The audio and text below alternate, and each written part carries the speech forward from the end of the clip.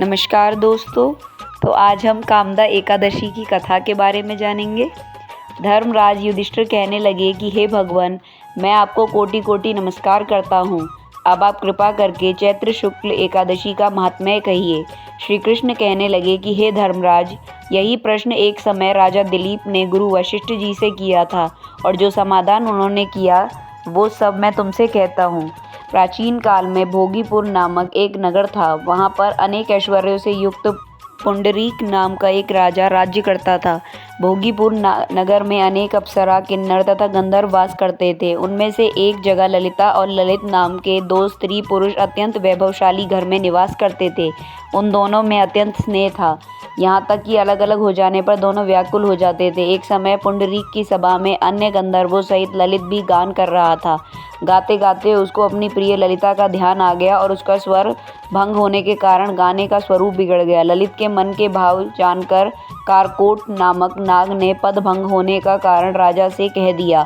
तब पुंडरीक ने क्रोधपूर्वक कहा कि तू मेरे सामने गाता हुआ अपने स्त्री का स्मरण कर रहा था, अतः तू कच्चा मांस और मनुष्यों को खाने वाला राक्षस बनकर अपने लिए कर्म का फल भोगेगा। पुंडरीक के श्राप से ललित उसी क्षण महाकाय विशाल राक्षस हो गया।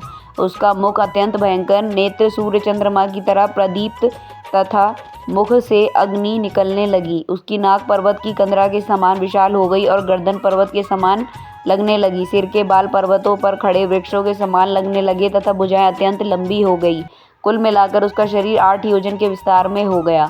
इस प्रकार राक्षस होकर वह अनेक प्रकार के दुख भोगने लगा।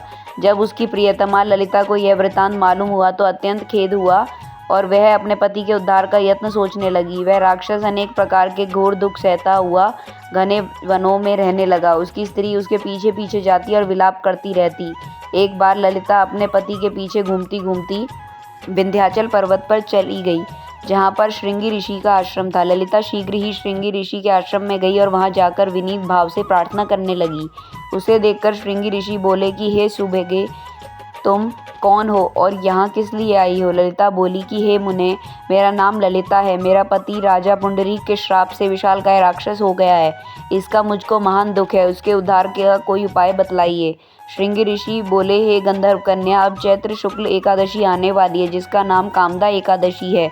इसका व्रत करने से मनुष्य के सब कार्य सिद्ध होते हैं। यदि तू कामदा एकादशी का व्रत कर उस पुण्य का फल अपने पति को दे तो वह शीघ्र ही राक्षस योनि से मुक्त हो जाएगा और राजा का श्राप भी अवश्यमेव शांत हो जाएगा। मुनि के ऐसे वचन सुनकर ललिता ने चैत्र शुक्ल एकादशी आने पर उसका व्रत किया और द्वादशी को ब्राह्मणों के सामने अपने व्रत का फल अपने पति को देती हुई भगवान से इस प्रकार प्रार्थना करने लगी। हे प्रभु, मैंने जो यह व्रत किया है इसका फल मेरे पति देव को प्राप्त हो जाए, जिससे वह राक्षस योनि से मुक्त हो जाएं। एकादशी का फल देते ही उसका पति राक्षस योनि से मुक्त होकर अपने पुराने स्वरूप को प्राप्त हुआ। फिर अनेक सुंदर वस्त्र आभूषणों से युक्त होकर ललिता के साथ विहार करने लगा। उसके पश्चात वे दोनों विमान में बैठकर स्वर्ग लोक को चले गए। वशिष्ठ मुनि कहने लगे कि हे राजन, इस व्रत को विधि पूर्वक करने से समस्त पाप नाश हो जाते हैं तथा राक्षस आदि की योनि भी छूट जाती है। संसार में इसके बराबर कोई और दूसरा व्रत नहीं है। इसकी कथा पढ़ने या सुनने से वाजपेय यज्ञ का फल प्राप्त होता है। तो दोस्तों, यह थी हमारी कामदा एकादशी की कथा। आपको ये कथा कैसी लगी हमें कमेंट बॉक्स में ज़रूर बताएं। धन्यवाद।